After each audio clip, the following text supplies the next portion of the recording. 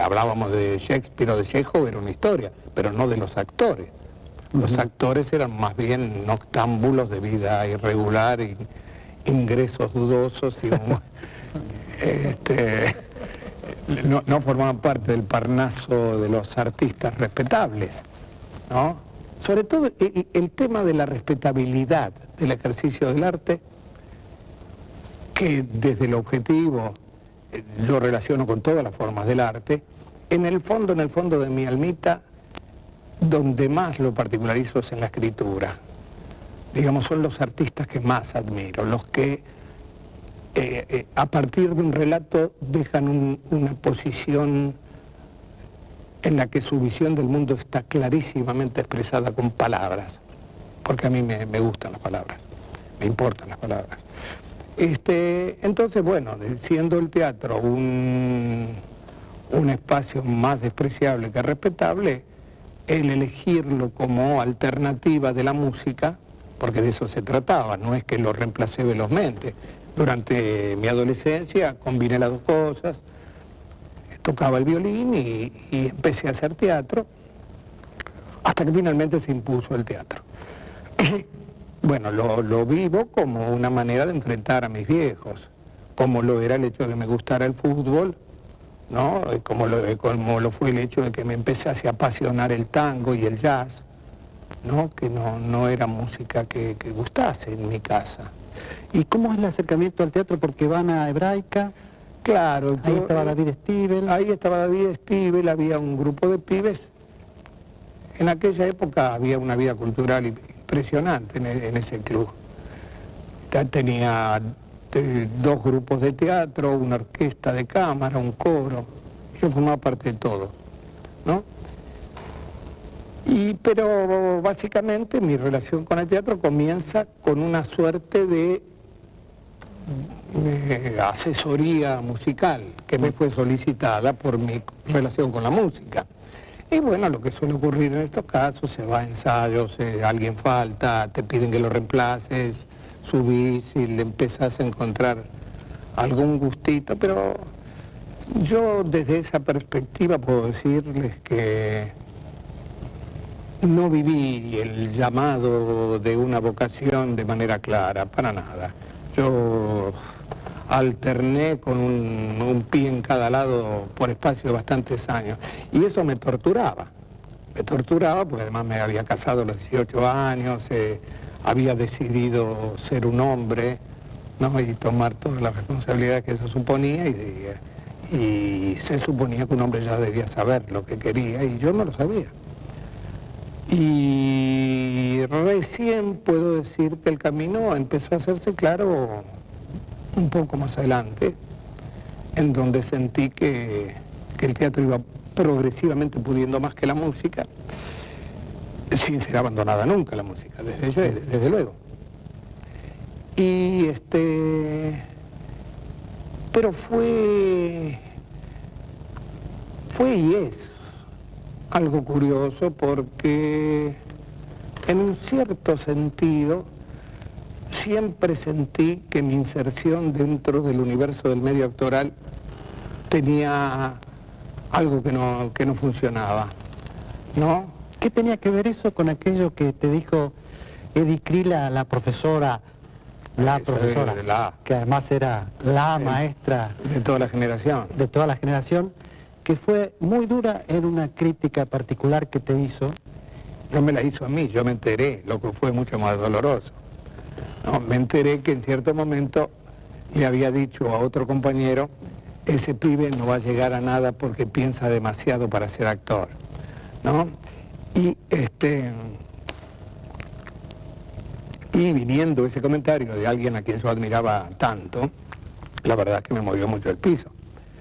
No porque pensase mal que pensar demasiado estuviese mal, sino por el hecho de que ella encontraba ese dato como que confrontaba con la posibilidad de ser un buen actor. Luego, con los años, yo fui advirtiendo que esa misma mirada la tenía mucha gente, inclusive algunos directores importantes, en el sentido de vivir claramente al actor como una especie de herramienta al servicio de un pensamiento que nunca puede ser el propio, sino el suministrado desde afuera, desde el autor y el director, ¿no? Y que el actor debe remitirse a ser un sensible receptor de lo que se le explica y hacerlo y no pensar demasiado y no aportar demasiado desde su propia mirada. Un violín. Algo así, un violín.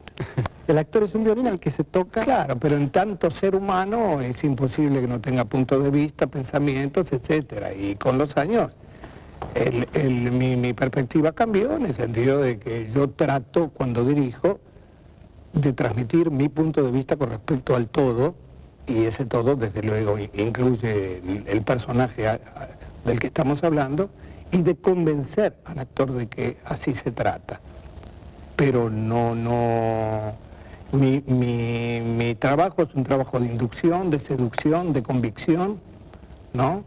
Pero tengo claro que ciertos actores, sobre todo ciertos actores, porque no todos tienen la misma relación con el trabajo, tienen puntos de vista, tienen ideas propias que a veces no son las mías. Entonces, bueno, es cuestión de confrontarlas y de tratar de llegar a un resultado.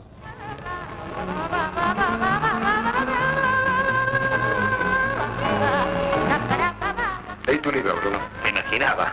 Es el que mandé primero. Muy bonito eso que pones sobre el saxo y el sexo. Precioso. Tu libro está muy bien, Bruno, pero le falta un montón de cosas. ¿Qué cosa? Un montón, un montón. Además, cuando decís por ahí que mi verdadera biografía está en mis discos, suena muy bien, pero es mentira. Yo sé que nunca he tocado lo que soy. Sí, en el fondo, lo único que dije en mi libro es que nadie sabe nada de nadie. Sí, pero lo pusiste a Dios, querido. Y ahí sí que no pegaste ni una. Ufa, me voy. Yo no quiero tu Dios. ¿Por qué me lo hiciste aceptar en tu libro? Yo no sé si es Dios, yo toco mi música. Yo hago mi Dios. Yo. Y el jazz no es solamente música. Y yo no soy solamente Johnny. Bueno, es justamente lo que quería decir cuando digo que a veces tocas como si me llovieran el culo. Tiene malo. Dice palabra fea. Sáqueme este idiota de encima. Y lo peor que te olvidaste de decir en tu libro es que yo no valgo nada. Que lo que toco y la gente idiota que me aplaude no vale nada. Todo esto. Huevos podridos. Todo.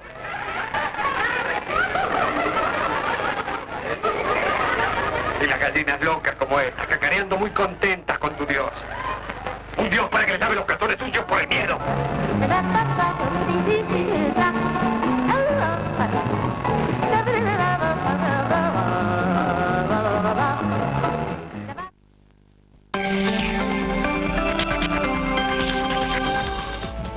Comienzan las vacaciones, pero no para nosotros aquí en Desayuno, ni para los legisladores que van a tener un fin de semana seguramente muy agitado.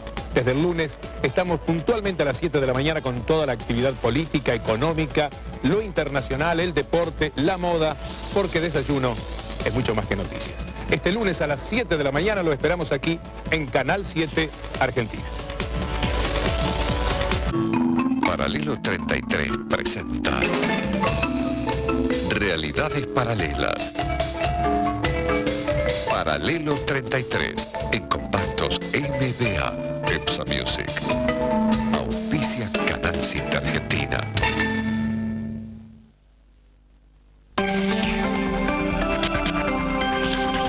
Este martes, a las 23 horas, la conversación es con Marta González. La mayoría de las veces, cuando engaña a una mujer casada, la mayoría de las veces, no lo hace por deporte, es más bien por venganza. Recuerden, este martes, a las 23 horas, la conversación con Marta González en Canal 7, Argentina. Estás en Canal 7 y no sos el único. Nos estamos viendo. The sisters of mercy, they are not departed or gone. They were waiting for me when I thought that I just... Hay una continuidad de tu tarea como actor, pero también que se va como si se tejiera una trenza. Literatura, música, actuación. Sobre todo hay unos trabajos para los que te eligen, ¿no? Hacer, Sí. por ejemplo, personajes de obras de Cortázar, de textos de Sábato. Sí, no creo que sea casual. Digamos, esa relación con la literatura desde la condición del lector, ¿no? Del lector apasionado. Y el hecho de que en la vida, primero como actor y luego dirigiendo, existiese una gran relación entre mis trabajos y la literatura, bueno, es una especie de mutua atracción, de mutuo romance, ¿no? En el caso de Cortázar, bueno, a esa altura de mi vida, yo te diría que las módicas idolatrías políticas, porque nunca fueron particularmente apasionadas, habían desaparecido. Mis ídolos eran Julio Cortázar y Astor Piazzolla, eran lo que para ellos serían los referentes admirados, ¿no? Y yo me recuerdo, bueno, esperando la aparición de cada libro de cuentos de Cortázar como algo importante, que me generaba mucha ansiedad, y me recuerdo a mí mismo comprando 4 o 5 para regalar a los que todavía no lo conocían. Y de alguna manera mi carrera se encamina como actor filmando una película que se llamó La Cifra Impar, que estaba basada en un cuento de Cortázar, Cartas de Mamá, que dirigió Manuel Antín, con el que luego vuelvo a filmar otra película basada en un cuento de Julio Cortázar, Circe, en ese caso con Graciela Borges, y filmo, conocí a Wilenski, una película que fue determinante para mí en algunos aspectos, que fue una película muy curiosa, porque fue una película que no vio nadie prácticamente, pero por la que yo obtuve el premio al mejor actor del año. En aquel momento era un premio que también incluía dinero, un dinero casi diría modificatorio de aquel presente económico mío, que fue El Perseguidor. El Perseguidor, que es para muchos el mejor cuento de Cortázar, es una mirada que desde su relación con el jazz, sobre la vida de Charlie Parker, sí, a su curiosa, fascinada y alocada relación con el tiempo, con su necesidad de manejarlo él, de detenerlo, de acelerarlo, por lo tanto de llegar a la inmortalidad, ¿no? Bueno, Osías Wilenski dirigió esa película y yo hice el Charlie Parker blanco y argentino. ¿Ya para entonces eras el rufián melancólico? Me llamaban el rufián melancólico. ¿Quién, los amigos? Sí. ¿Por qué? Es una respuesta delicada, ¿no? Digo, para los que no conocen la obra. Si vos explicás la profesión, es decir, lo que supone rufián, porque no es Claro, sí. un punto de vista moral el que describe esa palabra, es una Claro. profesión. Claro. Es un tratante de blancas, que en la novela de Roberto Al tenía 11 mujeres trabajando para él. Bueno, pero digo, además hacer relación, los amigos supuestamente hacían relación a algo que también era reconocido en aquella época como que era uno de los galanes de la época, obviamente. Sí, que era una condición que a mí me provocaba sensaciones encontradas, ¿no? Por un lado, sin duda, al haber elegido ese camino, en alguna medida había un costado mío narcisista y vinculable con la necesidad de aprobación más o menos masiva, que se gratificaba con eso, pero todo eso también tenía un costado superficial y frívolo que yo despreciaba profundamente, ¿no? Entonces tenía una relación ambigua con el tema y no me gustaba ser un galán más que por momentos. Veamos ahora al rufián melancólico de la ficción. Los ginebras.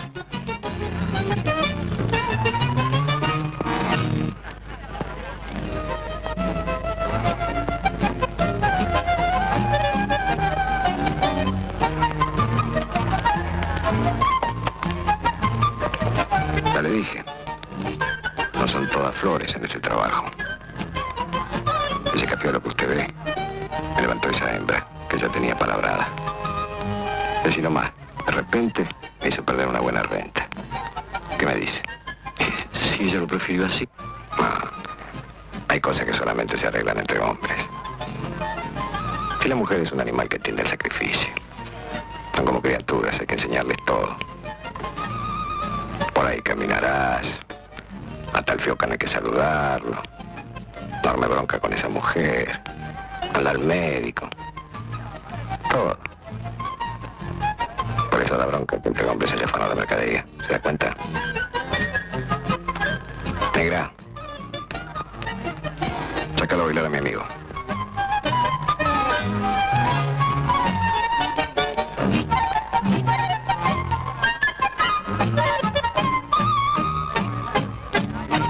Palabras de Roberto Antes. Palabras de Roberto Antes, por favor, que quede claro. No pongan en boca mía cosas que yo nunca he dicho ni pensado. Absolutamente.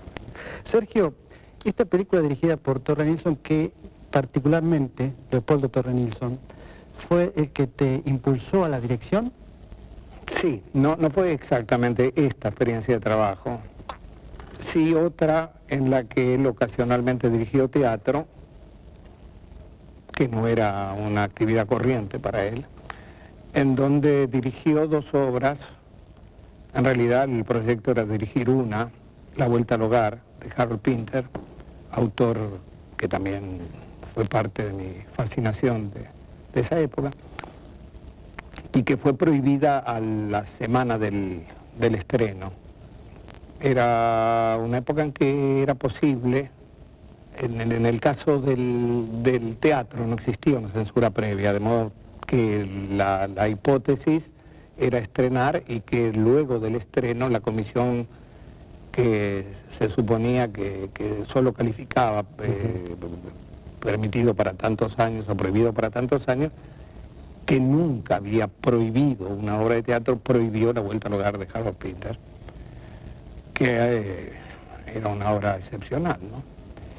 Y luego, bueno, más o menos el mismo grupo de teatro la reemplazó por La Fiesta de Cumpleaños, también de Harold Pinter. Y ocurría que yo tenía una relación personal bastante estrecha con Leopoldo, que era un director que mi generación de actores admiraba mucho. Era un tipo que había introducido un tipo de mirada mucho más rica.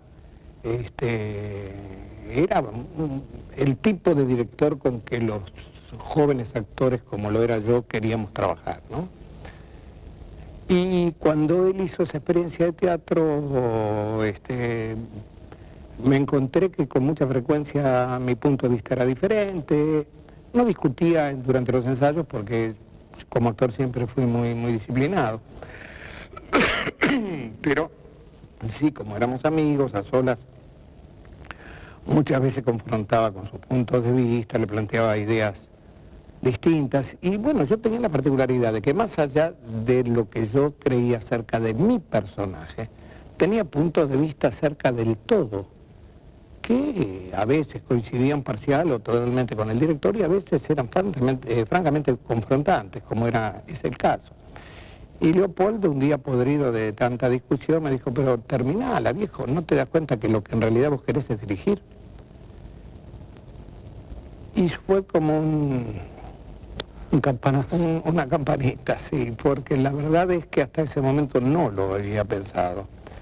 Pero me di cuenta en el acto que era cierto, que yo probablemente era mucho más un director, así como estructura humana, que un actor.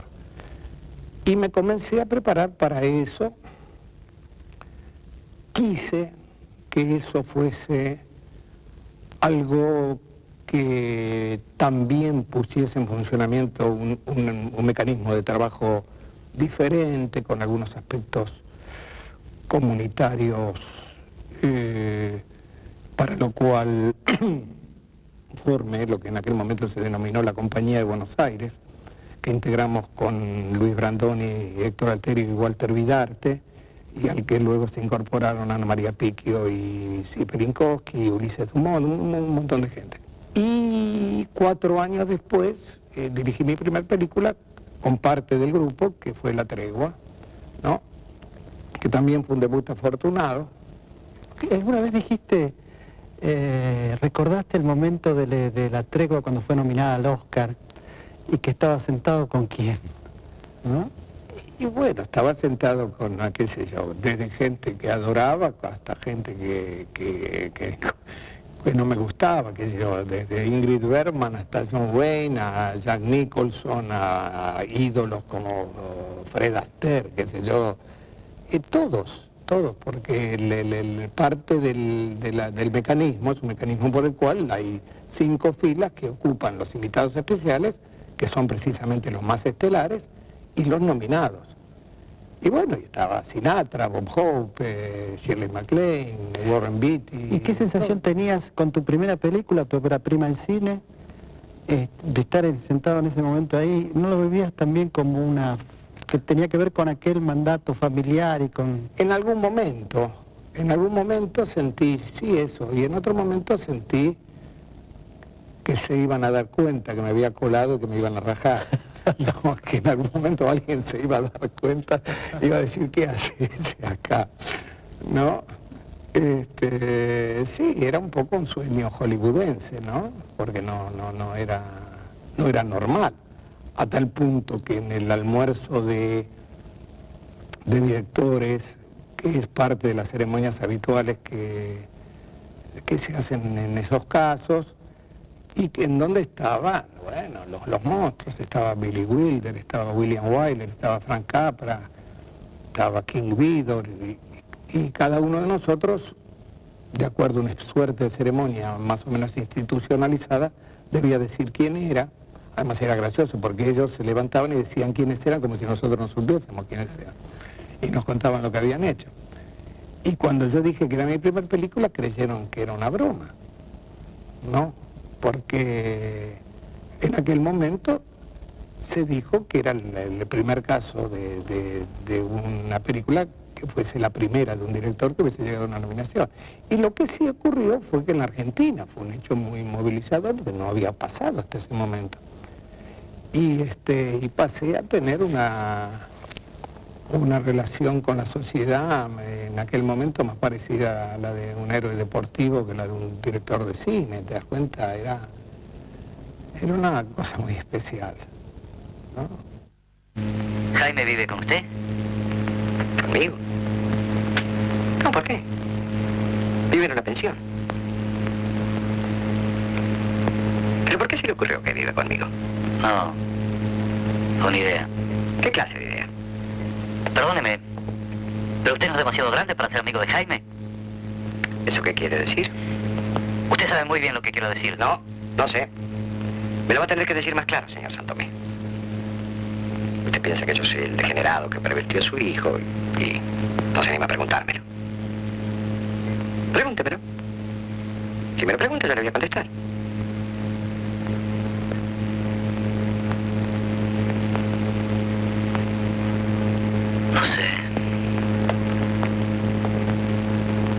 No sé qué preguntarle.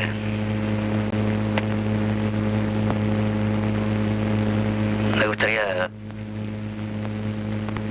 saber cosas de Jaime.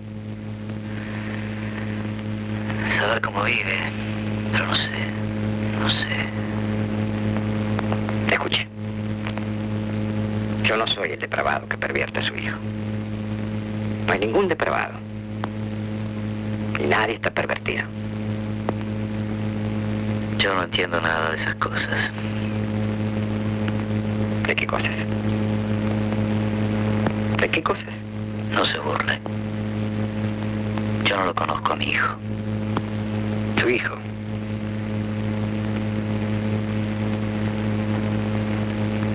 Su hijo es un muchacho triste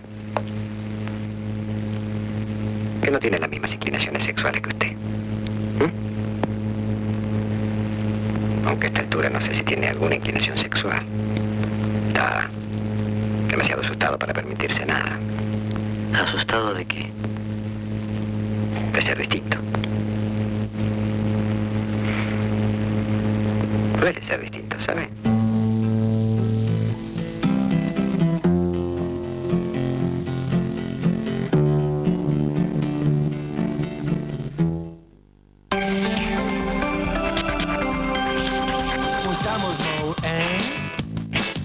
¿Cómo estamos, Mo? Todo por 2 pesos. Puente de la Noria. Humor en oferta para empezar la semana con una sonrisa. Yo soy un pobre marinero que necesita comerse la espinaca para poder izar la vela. Este lunes a las 11 de la noche. ¿Qué nos pasa a los argentinos? ¿Estamos locos? Con Mario y Marcelo. Todo por 2 pesos. Por Canal 7 Argentina.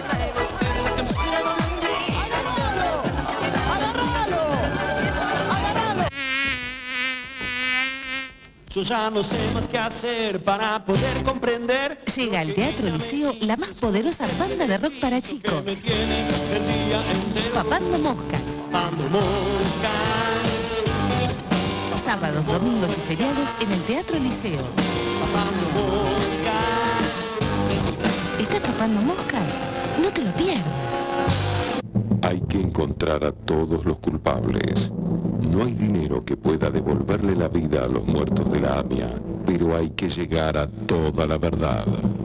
El Estado argentino creó un fondo de protección contra el terrorismo internacional que establece una recompensa de 3 millones de pesos para quienes aporten informes o testimonios que permitan identificar a los culpables. Un régimen especial de protección de testigos para garantizar seguridad y confidencialidad a quienes colaboren con la justicia argentina y un mecanismo de reducción o conmutación de penas para procesados e imputados que aporten información para el esclarecimiento de la causa aplicando la ley del arrepentido. Ante cualquier información, comuníquese con la Secretaría de Justicia a amia@jus.gov.ar, con el Juzgado Criminal y Correccional Federal número 9 al 4891-7170 al 72, con la Dirección General de Terrorismo Internacional y Delitos Complejos de la Policía Federal al 4381-5100, y en el exterior, con la representación diplomática argentina más cercana o con el Ministerio de Relaciones Exteriores, Comercio Internacional y Culto al 5411-4322-8881. Ministerio de Justicia y Derechos Humanos, Presidencia de la Nación. Si no se hace la sucesión, yo quedo en las sombras, por decirlo de alguna manera. Nene, no me vengas a cortar mía.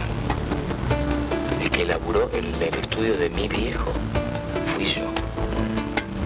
Todo el dinero que hizo mi viejo es el dinero de la familia. Así que yo te doy un consejo. Agarra esos casi $100.000, dibuja una sonrisa y desaparece. Un cortado. Historias de café. Este jueves a las 23 por Canal 7 Argentina.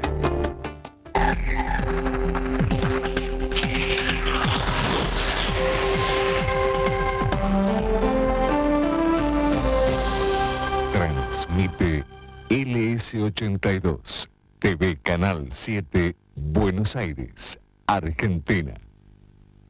The sisters of mercy, they are not departed or gone.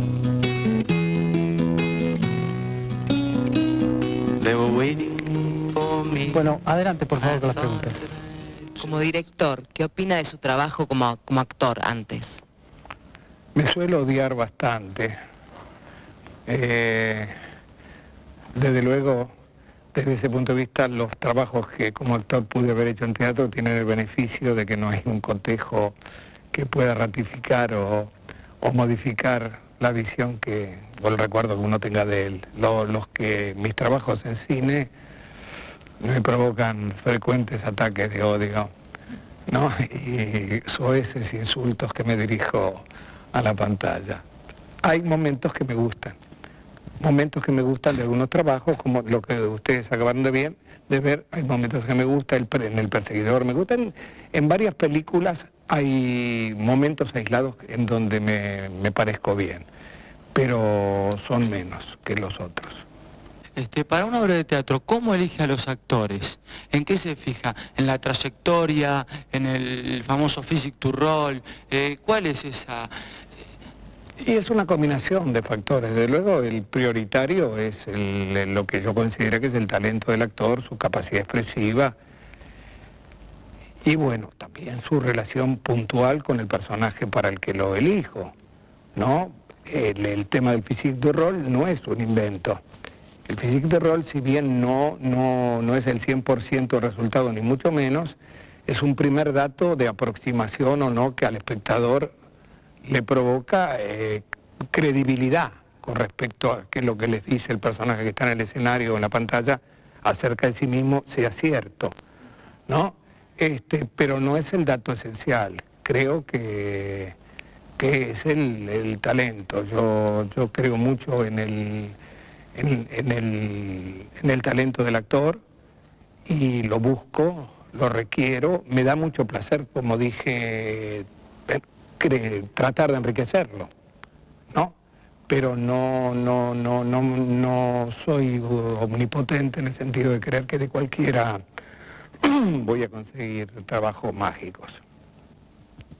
No, Sergio, con el gran peso de la experiencia que usted tiene, cuando ve las telenovelas o las series que hoy están en el aire, en la televisión, si es que ve televisión, ¿no? No creo que tenga mucho tiempo.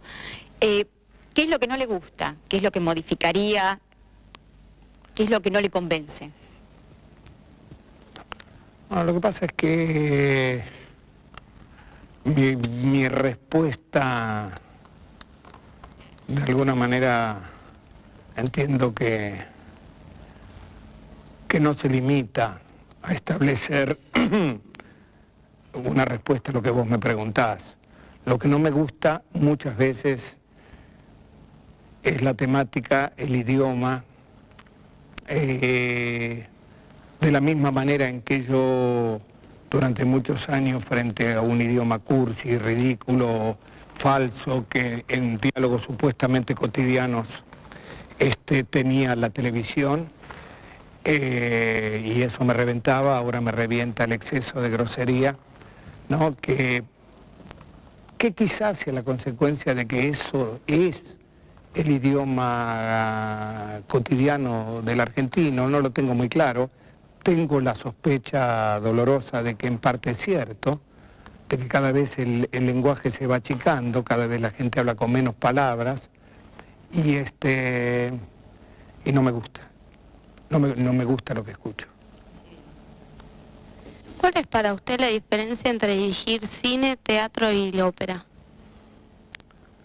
Bueno, el teatro y la ópera tienen en común el dato de la presencia del espectador sentado frente al artista vivo, frente a él, proyectando su arte. Eso determina que la potencia del mensaje, por lo menos en lo gestual, en lo físico, deba ser mayor que en el cine, en donde las posibilidades que tiene una cámara, como en la televisión, de captar detalles mínimos de expresividad, gestos casi imperceptibles, que desde un escenario son imperceptibles, no lo son en una pantalla de cine o en una pantalla de televisión. Es un trabajo que, aunque tiene rasgos en común, un requerimiento de verdad, un requerimiento de sentimiento y de posibilidad de expresarlo claro, desde el punto de vista de la proyección del instrumento, es una proyección más acotada, más íntima, más reflexiva la que pido en el cine y en la televisión. La televisión cuando hacía. Gracias.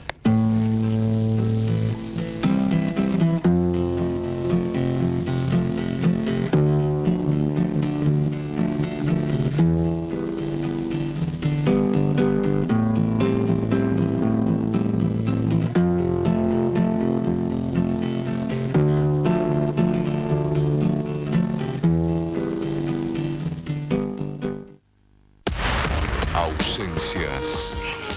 Yo viví amenazada por años y años. Yo me tuve que ir de esta casa con una criminal por tu culpa, porque nunca estuviste. Y cansancios. Estoy cansada, mamá. No quiero que te metas más. No quiero que opines más.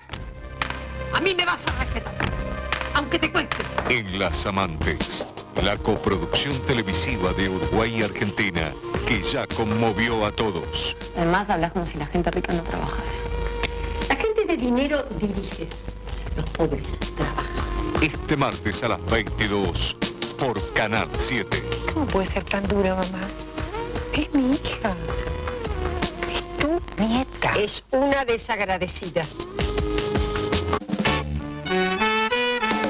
Pulgas en el 7.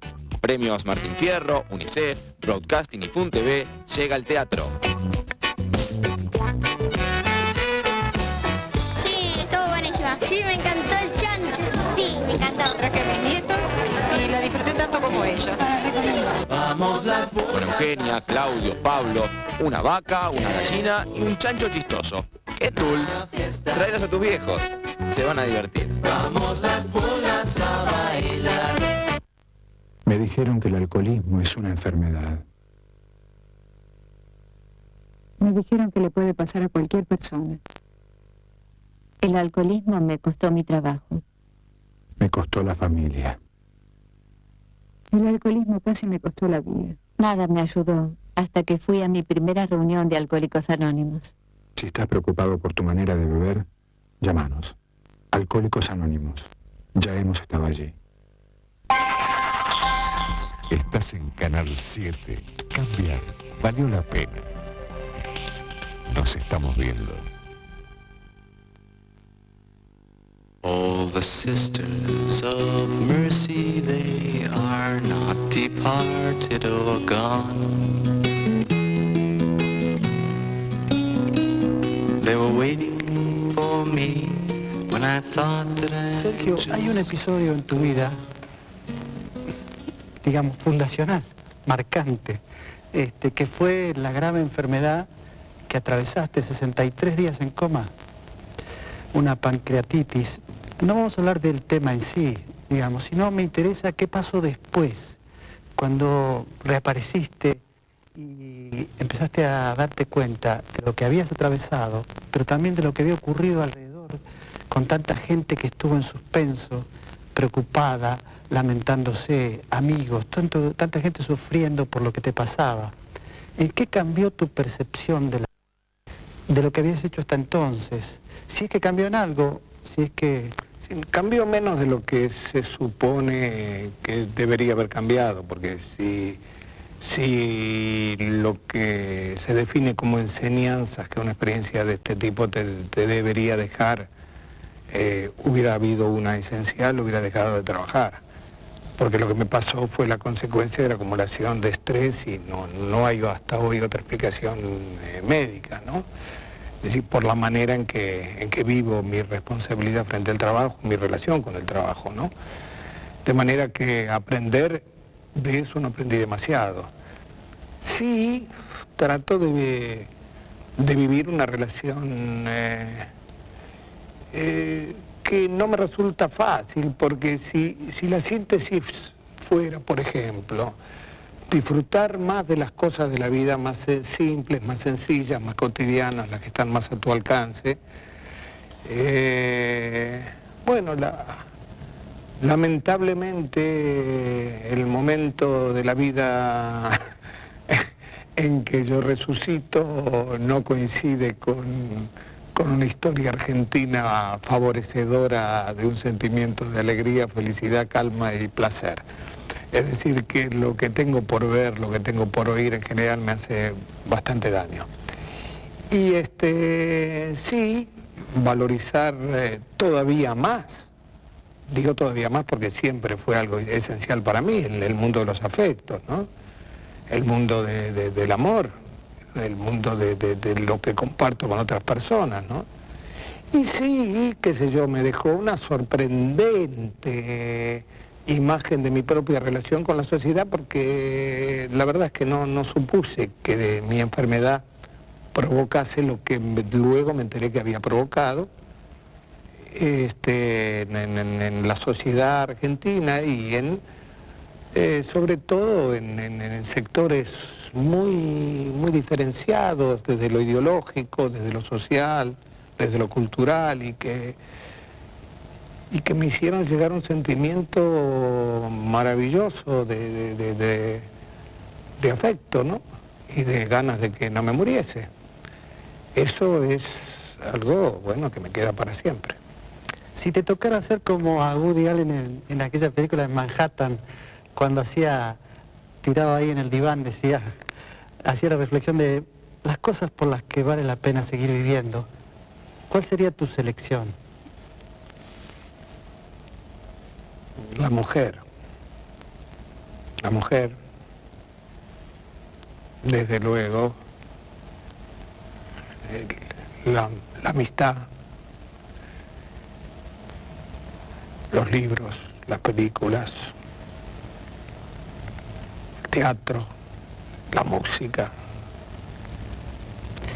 Y hablando de música, ¿qué tanguito elegirías para una despedida de noche de invierno?